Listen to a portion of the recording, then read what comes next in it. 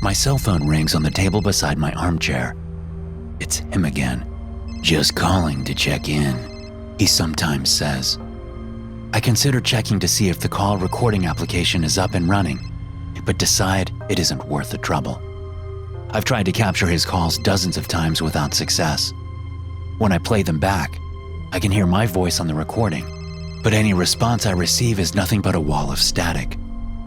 The call log on the phone never shows I received a call from him after we hang up. My cell carrier also has no records when I call to check.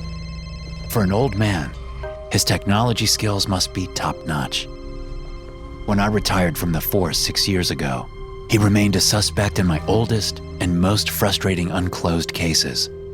I call him the Mimic. He kills 3 victims, once a month for 3 months, using the modus operandi of some of the most infamous serial killers in history. Once his cycle is complete, he vanishes for 9 months. The cycle would start over in a new city across the state. Sometimes he vanishes for a year or 2, but he always comes back. He never stops calling either. Tension mounts at my temples as I accept the call and put the phone to my ear. "Hello?" "Merry Christmas, Detective Coates," says the calm voice on the other end of the line. He calls multiple times a year, and I dread every one of them. His tone always sounds like that of an old friend. "How have you been? Is retirement treating you well?"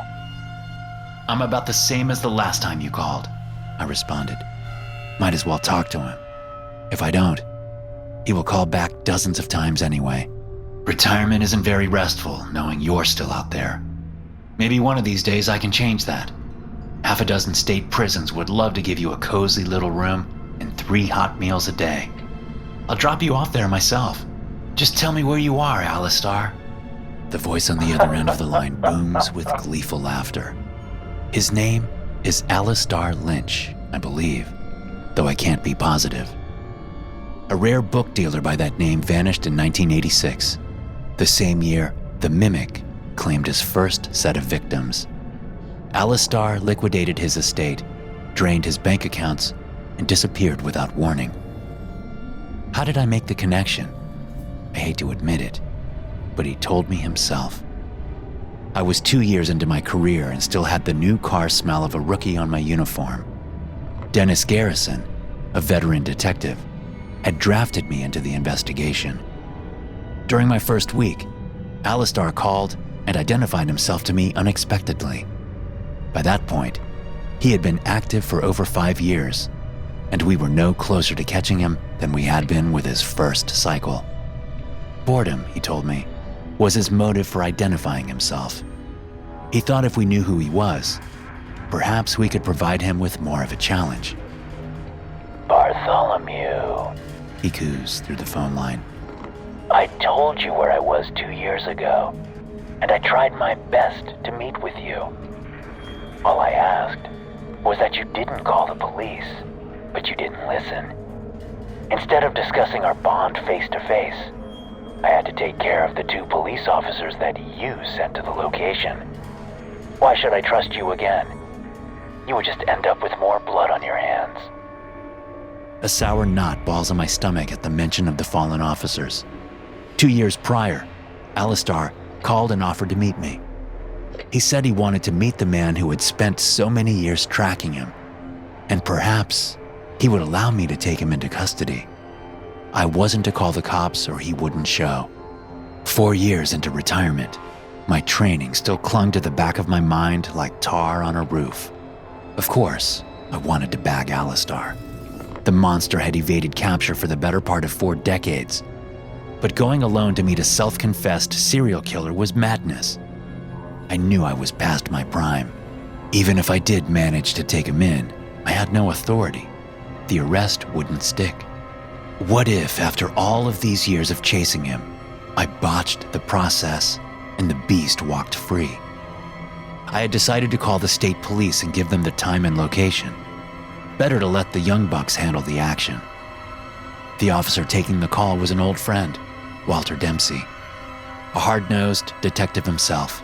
He was preparing to retire at the end of the year. Walter attempted to reassure me that someone was just playing a cruel joke on me, but I insisted that our prime suspect would be waiting there. Everyone at my old post knew about my phone calls. The lack of call logs or recordings made them skeptical, and I understood. Some cops don't take to retirement well, can't let go of the job. They try to find ways to stay relevant with their old colleagues. Walter, for his part, thought that it may be some asshole kid prank calling me. A handful of the younger guys at the post thought my cheese was slipping off my cracker. Maybe they were right, but not about the calls. Nonetheless, Walter agreed to take a young patrolman named Vincent Harris with him to the location to do a walkthrough. It was a courtesy, he said, for my years of service. I found out later he didn't even enter it in the patrol log for the day. He didn't think enough of the tip to make the search official. No one knew where the two of them had gone. Hours after he was due to return my call, I still hadn't heard from him. My incessant calls and text messages went unanswered. In a panic, I called the patrol post, but none of them had heard from Dempsey or Harris in hours. Their shift had ended, but their patrol vehicles had never checked back in. All attempts to hail them on the cruiser radio went unanswered. After speaking with the post captain and telling them of my discussion with Dempsey, he dispatched 5 units to the derelict warehouse where Alistair Lynch had requested to meet me. Unlike Walter, they went heavily armed and in larger numbers. I still don't believe the captain thought I was telling the truth, but he was wise enough not to risk it. They found the patrol car outside. Inside, they found a bloodbath. Both men were found kneeling in the center of a filthy room, shot execution style in the back of their heads. They had been disemboweled post-mortem. Their blood pooled around them in a horrifying crimson disk. A message had been haphazardly traced on the floor from the vile runoff. "Bart Coates, I just wanted to talk. Now, look what you made me do. Shame, shame, old man." I told myself that day I would meet him alone if the opportunity arose again. Doing things by the book had resulted in the death of 2 brave men. Just doing a retired detective a favor, a little bit of post-end-of-watch comfort, they probably thought. This was the first conversation since their deaths that he had even responded to the idea of meeting. Sleep rarely comes at night anymore. When it does, ghastly images of Dempsey and Harris accuse me of sending them to their deaths. I have to make this work. "I'll meet you, Alistair," I respond. "Name the time and place, no cops. I won't bear the weight of another death. We're not young men anymore. I'm pushing 60 and you've got a decade on me. Aren't you getting tired?" Silence from the other line fills my head. "Alistair, I'll meet you, just..." Fine, Bartholomew, he says. "Meet me at this address, and we will have a little chat. Got a pen and paper?"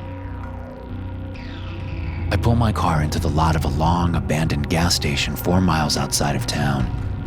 A sign rattles back and forth in the breeze advertising gas prices that haven't been seen in 20 years. A relic of times gone by, I think to myself.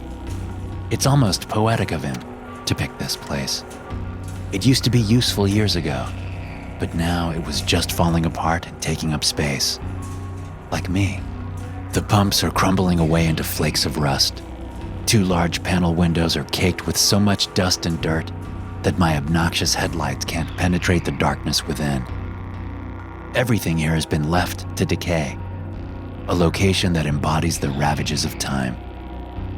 The bright sheet of yellow legal paper taped to the window stands out against the ruin like a lighthouse.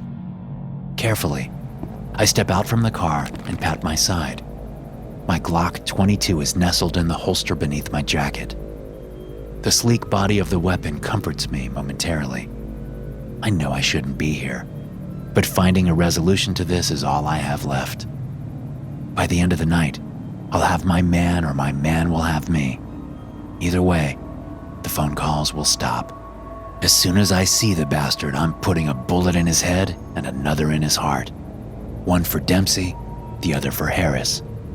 If I succeed, I'll put the empty casings on their gravestones. I slide the 22 from my holder and switch off the safety, Each step I take through the debris-ridden parking lot fills the quiet night air. Scanning my head from side to side as I approach the note, I see no trace of anyone or anything. The corpse of the gas station is abandoned, aside from one old cop and that fluttering yellow note. My blood turns cold as I reach out and pull the note from the window. Flowing cursive fills the page.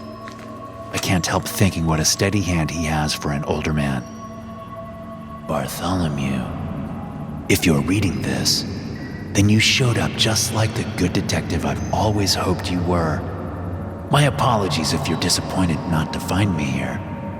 I haven't backed out of our deal, but I wanted to be able to see you from far enough away to be sure you were alone this time. While it wouldn't upset me in the least to dispatch a few more of your old friends, I would much rather meet you face to face. As you read this, I'm watching you from a great distance down the road. Night vision scopes have come so far over the decades. Worry not, I wouldn't shoot you. What a cowardly and anticlimactic ending that would be to our game of cat and mouse. Get back in your car and flash your high beams 3 times so I know you've read this letter. Wait until you see 3 flashes in return, and then head down the gravel road in the direction of the light. If you continue past the beacon for 3 miles, you will see a hunting cabin. Come inside. You can bring your gun. I know you have one.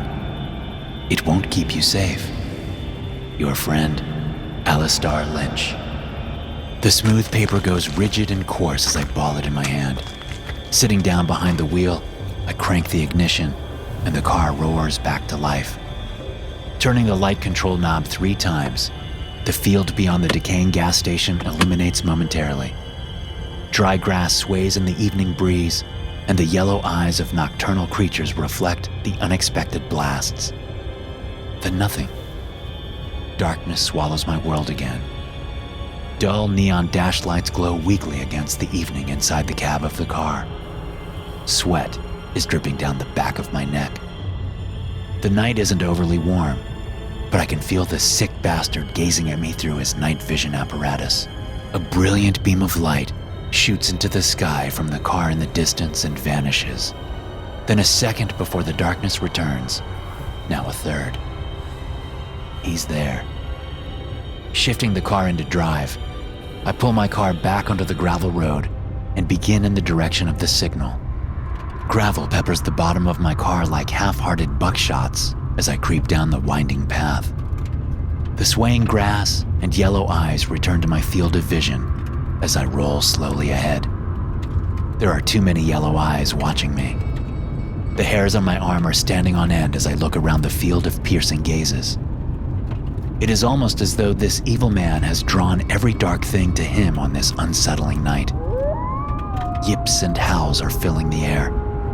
At first, they sound threatening, but slowly they begin to sound mournful, like warnings in the dark. Turn back, it isn't too late. Death awaits you down this road. I pound my hands against the car horn, and the high-pitched wail causes the yellow eyes to break and scatter. The field is dark again. Tall grass swaying lazily. No more warnings. My car tires crunch in the gravel as I pull over to the spot where the light came from. On the ground, there is a floodlight, a night vision scope without a rifle, and a tattered paperback. Rolling it over with my foot, I see a crimson horse on the cover and bold yellow words hanging over its head. The Catcher in the Rye. While I was creeping slowly through the darkness, taking an account of my life and pondering my precarious future, Alistair Lynch had sat in this spot reading a book. I laughed loudly. From the moment I left my house this evening until now, I felt as though I were on a collision course with my ultimate fate, while a murderous old man sat in the dark with a paperback. I kick the book into the high grass and slide back behind the wheel of the car. My mind flirts with the idea of picking up the night vision scope to try and spot Alistair in the distance, but I decide against it. Leaving it behind is smarter. If he manages to either kill me or escape, this will be the first physical evidence he has left behind in half a decade. No sense leaving my prints all over it. I can feel my heart slamming against my chest as the car rolls on. It is still a long way off, but as my headlights bounce, they are catching the distant silhouette of a cabin. Alone on a small hill, it rests there like a small castle in the inky darkness. An evil man sits inside, I think, awaiting an audience with me. My mind races with a fearful survival instinct. Turn the car around. No, I'm too close. He would never agree to meet again if I leave now. This is no time for cowardice. He'll kill you. Is that what you want? You're no martyr, Bart Coates. He may, but I'll try to kill him first. And so what if he does? This is a trap. Do you really think he will let you take him to the authorities? No, I truly don't. It's too late anyway. My car creeps up a slight incline off of the gravel road and onto a packed dirt pullover. I'm here. The cabin is only 50 feet up the small hill.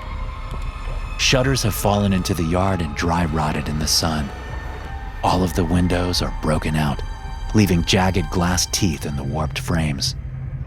Holes puncture the roof in a dozen spots, and the rough-hewn wooden rafters droop beneath. The front door is closed. Through one of the broken windows, I see a silhouette. Cutting the ignition, I step out of the car. Dry autumn air fills my nostrils, mixed with the scent of old lumber from the cabin. The night is cool, but a chill permeates deep into my bones. Decades of work to end up at a dilapidated cabin on a hill. A rusty squeal pierces my ears as the door of the cabin swings open. I level my .22 and fire 3 rounds into the center of the opening and wait. My heart races, and I can feel my pulse in my ears. Struggling to focus in the dark, I can't tell if I hit him. Whoa there, Alistar proclaims. I thought we were going to talk. That is truly no way to start a conversation, my old friend. Alistar Lynch, I call. Step out of the house with your hands up in the air. Fine, He chirps. Have it your way, Bartholomew. Cross my heart, I'll do as you've asked. My eyes have adjusted to the darkness of the countryside now. The dark silhouette of a thin man fills the doorway. His arms, disturbingly long, reach so high they almost brush the frame. I exhale deeply, and a cold sweat spills into my eyes as I pull the trigger 3 more times. Each bullet lands center mass, but Alistar doesn't even stagger. Sirens are blaring in my head to get in the car and leave, but I'm so close. I pull the trigger until there is nothing but a hollow click. Still, he stands in the doorframe, unmoved and uninjured. I told you your little toy wouldn't keep you safe, He says in a patronizing voice. I've met you here in good faith, yet you try and shoot me down like a bothersome animal. Shame, Bart, shame. My mind reels, and dizziness overtakes my vision. I can feel my stomach churn as my blood pressure skyrockets. I don't understand. There was no way I could have missed him. I'm feeling a bit angry, Detective. Last chance to come inside and speak. If you want your answers, you had best come inside. I won't be here for long. If you continue to misbehave, you may not be either. The figure vanishes into the darkness of the house. I fumble the keys from my pocket and begin walking back towards my car. Fumbling for the door handle, I prepare to get in the car to speed away. I thought it was too late to turn back. This wasn't what I expected. I can't hurt him, it. Inside, He demands. now. My legs feel as though they have lost their own agency as I lurch forward and up the hill. I struggle to turn around, but my knees bend against my will, and I ascend the stairs. The planks of the old wooden porch sag under my weight, and I try to increase my speed before I fall through. But I continue on at the same even pace. My body continues to carry me toward a threadbare couch opposite an old armchair. Alistar is already settled in the chair as my body guides itself to the couch and rests against the cushions. It is too dark to see, but particles of dust fly into my nose and the smell of mildew overwhelms me. I try to lift my arms and legs, but they sit heavily on the couch. It feels like I'm a marionette without strings. Whatever force he is using over me, I cannot fight it. Here we are, Bartholomew, he says.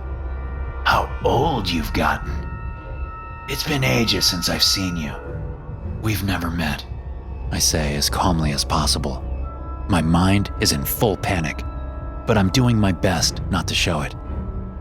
I've seen your picture 100 times in the case file. I would have seen you. Alistar laughs. You've seen pictures of Alistar, he purrs as he says the name. I left that vessel long ago, Detective. You've never seen me. I hear the dry crack of snapping fingers. A soft, yellow glow blooms on a table between us. The wick of a fat tallow candle ignites. Alistar's silhouette comes into sharper focus. Other candles around the room begin springing to life. The room is alive with dancing flickers of light. In front of me, I can see the thing I've been tracking for so many years. My stomach drops. If there was an ounce of moisture in me, I would piss my pants. I'm still frozen in place by some compelling force, or I would run in terror. The outline of a man fills the chair in front of me, but it is featureless. A complete absence of color or texture. I would call it a living shadow, but the thing is somehow darker. The thing I've called Alistar Lynch isn't black. It is the absence of any light, darker than the recess of any cave. There is simply nothing in the silhouette. What are you? I stammer. I simply am Bartholomew, it says. The cool and collected voice of Alistar is gone. The thing sounds like thousands of voices speaking at once. There is no emotion in its words. I have always been. I always will be.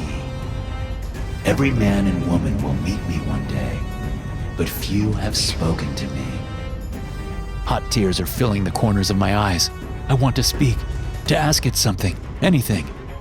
I'm afraid if I open my mouth, I'll vomit. Santa Muerte, King Yama, Thanatos, Maweth. Humans have called me so many different things. The list is long but tiresome. I am death, Detective Coates. Not a dealer of death, but death itself. No, I say. This is beyond my comprehension. I'm going mad. You're not. But I am, old friend, says the choir of voices. I've grown tired of my duties. Your kind has glorified the darkest amongst you. Bundy, Dahmer, Gacy, Gain. Their artistic flourishes in my work have fascinated me for some time. I've even reproduced their efforts for my own amusement, but I wish to be free of it. It stands from the couch and begins walking toward me. The light of life is beginning to flicker in you, Bartholomew. Your days are few. Its hand stretches toward me and extends a finger. Slowly, it presses the tip against my forehead. My body spasms uncontrollably, and I feel void of all warmth. To learn so much of death, one may become death, Bartholomew. When the last grain of sand in the hourglass of your life falls to the bottom, you will replace me. I awake in my bed in a pool of sweat. My clothes from the previous night are still on, and I can feel my belt cutting into my waist. A dull throb emanates from the center of my head, so I go to the bathroom for some medicine. It's the middle of the night. I can't decide if everything was a terrible dream or a horrifying reality, but my head hurts so damn much. I flick the bathroom light on and walk toward the medicine cabinet. As I prepare to open it, my heart skips a beat when I look in the mirror. In the center of my forehead, there is a gray fingerprint. The whites of my eyes have gone black. No, not black. Void of light, like a living shadow. Thanks for listening. If you enjoy these stories, be sure to subscribe to the podcast and check out some more of my episodes here.